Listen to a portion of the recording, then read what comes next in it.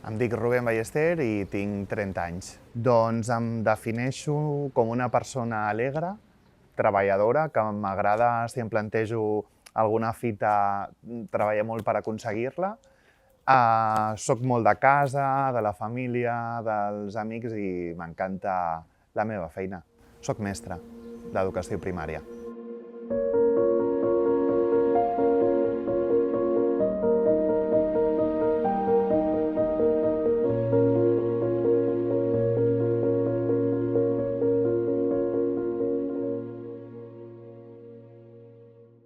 Vivíem a un edifici molt baixet, de 3 plantes, que tenia un superpati gran que aprofitàvem per celebrar les revetlles i festivitats, aniversaris, casaments.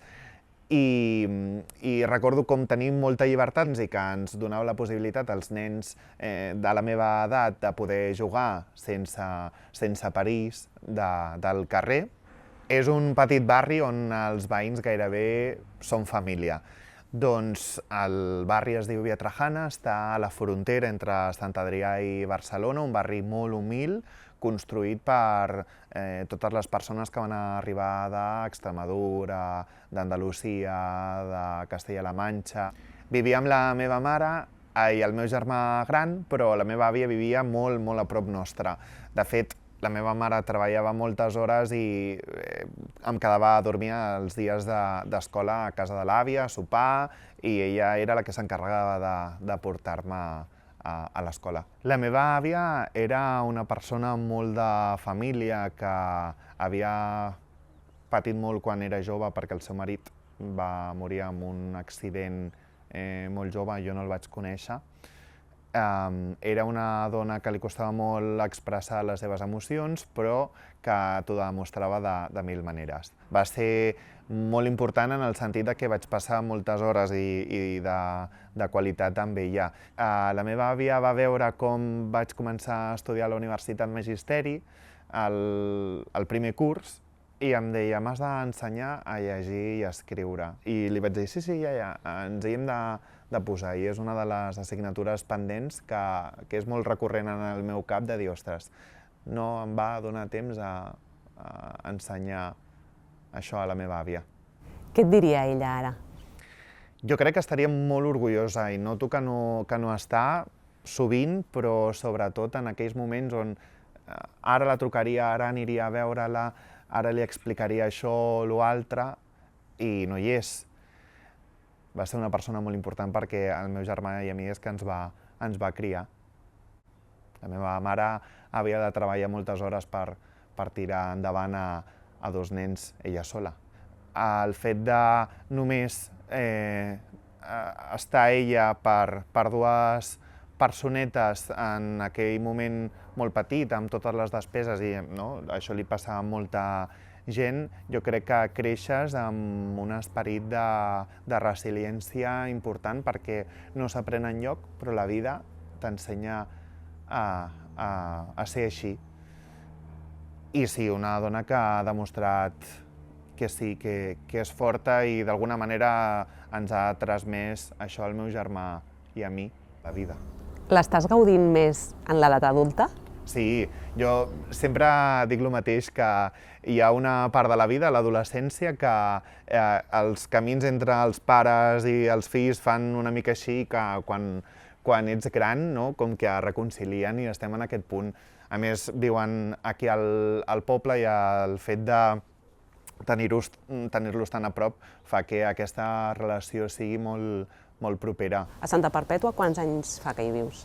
Doncs des de 2011, ja fa temps. En un primer moment no coneixíem el poble, no sabíem ubicar-ho al mapa. I com va ser l'acollida a Santa Perpètua? I va ser molt guai perquè, per exemple, amb els nostres veïns del davant no són veïns, són família, perquè ja han passat molts anys i estem veient com creixen els seus fills. I el poble ens va acollir molt bé, perquè aquesta part participativa que té el poble, de centres cívics i coses així, fa que ràpidament et sentis com a casa. Els meus pares, quan nosaltres ja estàvem aquí instal·lats a Santa Perpètua, va arribar el Covid, ells estaven en un pis sense balcó, que això feia molt, i quan venien els hi agradava tant que al final van decidir venir aquí. Jo quan tenia 14 anys, després de l'institut, en comptes d'anar-me al parc, m'anava a la ràdio, a la Mina, que és on vaig començar a fer de locutor, doncs allò per passar una estoneta per divertir-me. I allà vaig descobrir el món de la ràdio i em va fascinar.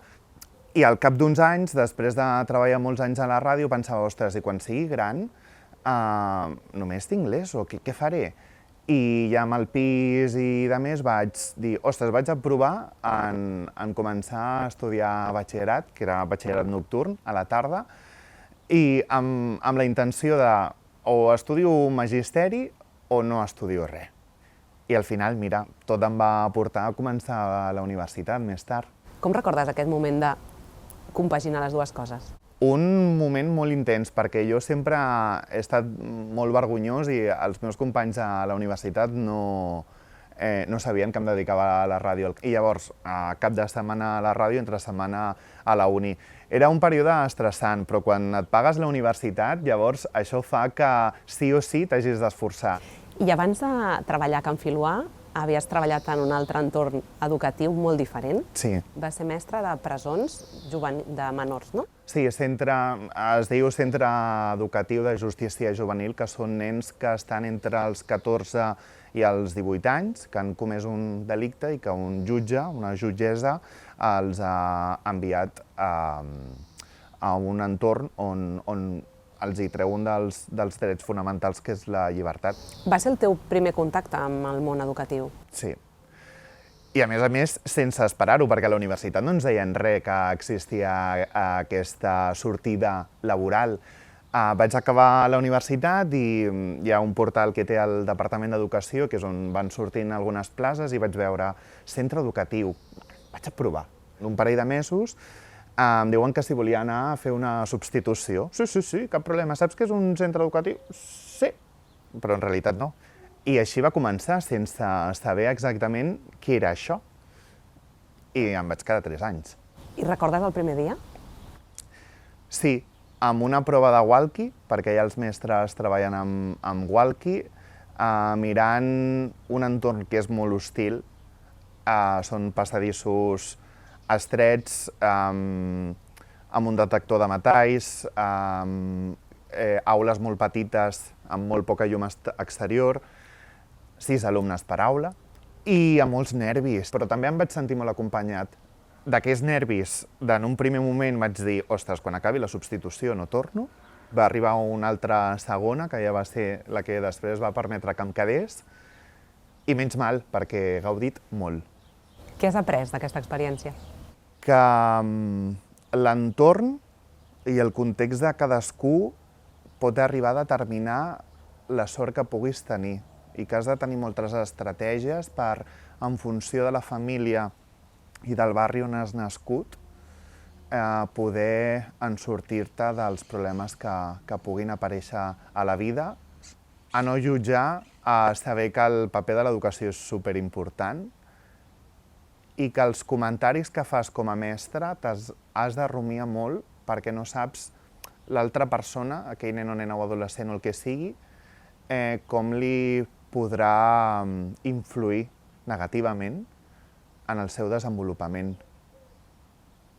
Per mi això va ser clau i saber treballar amb un estrès ambiental important perquè, passen situacions complicades a justícia. Crec que a justícia juvenil es té un paper superimportant de reconciliar l'adolescent amb el sistema educatiu, perquè són nens, al cap i a la fi, que han tingut una mala experiència per culpa de tercers o per ells mateixos, que els ha fet desvincular. Llavors, aquesta part de mestre d'escola pública, la importància que això té ho vaig aprendre allà. Tenia a classe nens que ells arriben que no havien llegit un llibre des de fa potser 3 anys, nens absentistes amb molta motxilla, que hi ha una part màgica allà que fan que s'acabin reconciliant amb el sistema i també d'empoderar-los. I què han après ells del Rubén? A ser pacients. Em considero que sóc una persona molt pacient, que realment la meva vocació és ser mestre i potser això acaba traspassant. No ho sé, és una pregunta difícil. Això, l'estima per la feina i que el canvi és possible. Sense vincle no hi ha aprenentatge i això ho tinc claríssim. Passar moltes estones escoltant els seus neguits, les seves pors, que això és molt difícil ara, com anem tan ràpid. Aquest vincle també creus que és important en l'escola ordinària? Sí, no, és exactament igual. Al final ara són més petits, però sense vincle és que és impossible poder fer classe. Què és el que més t'agrada d'aquesta nova etapa? Doncs amb el contacte amb nens més petits, que això és sinònim a ganes d'aprendre, ganes de fer aquesta il·lusió, aquesta motivació, i el fet de que puguem proposar coses a fer i que si tenen cara i ulls t'ho accepti l'equip directiu, ostres, et fa sentir com a casa. Moltes limitacions que tenia abans d'espai, de gestió i això, doncs ara això m'ho permet fer l'escola ordinària, el fet de poder fer una sortida i l'alegria que això suposa als nens, alguna cosa tan així, és un festival. Jo crec que per ser mestre uns mínims de creativitat has de tenir per poder sorprendre, perquè aquestes noves generacions jo crec que estan passant per les escoles amb un món tan digital, on els inputs són gairebé constants al moment i al minut, has de ser creatiu per poder sorprendre. Què t'agrada fer al teu temps lliure? M'agrada viatjar, m'agrada jugar a pàdel,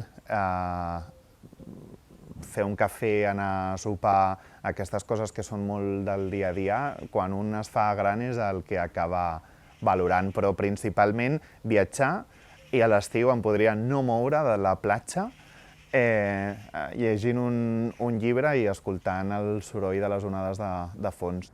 Em ve al cap el Manolo García amb Pájaros de Barro perquè em recorda quan era petit i a casa fent les feines de dissabte amb la meva mare com que aquella cançó sonava una i una altra vegada a la ràdio, ho posava ella. Som molt fans del Manolo i a més la ràdio m'ha donat la possibilitat de poder conèixer el que és un tio molt senzill, molt humà, molt proper, i aquella cançó com que em recorda aquell Rubén petit, ingenu,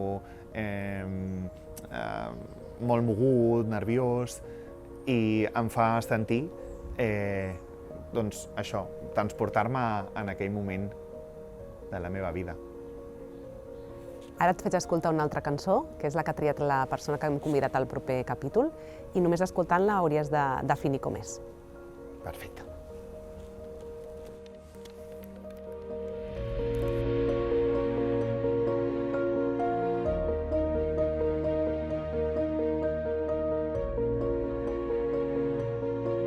És una cançó molt bonica.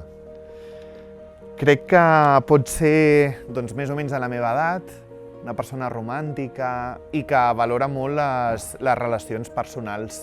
No sé si potser ha pogut passar algun moment complicat que li falti algú, però deu ser una persona lluitadora. Doncs arribem al final de l'entrevista. Moltes gràcies, ha estat un plaer. A tu, moltes gràcies. Gràcies per obrir-nos les portes de la teva història. Gràcies a tu, he estat molt a gust. Gràcies, fins aviat. Gràcies, Rubén.